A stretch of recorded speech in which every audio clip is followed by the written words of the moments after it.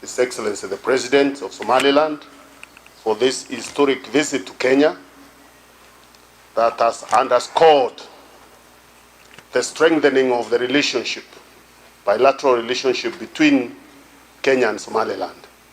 As you are aware, a communique was already issued outlining our strengthened bilateral relations in various sectors, and the directive by the two presidents to elevate our embassies,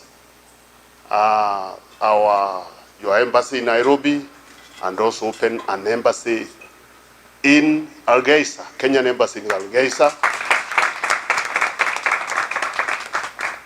That is going to be a consulate. And the presidents gave directive that this be done by March. It gave a very short time to be able to do the preparatory work to make sure that those diplomatic relations are functional by March. Trade relations, travel relations, passports, cooperation in education, cooperation in agriculture, technical cooperation in other fields were all included in the communique. This is clearly a very, very historic visit that continues to build the historic relations that are existent for many years between Somaliland and Kenya.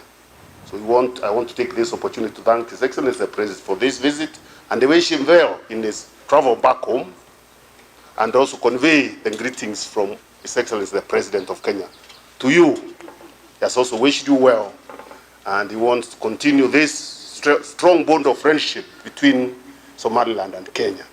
Thank you very much.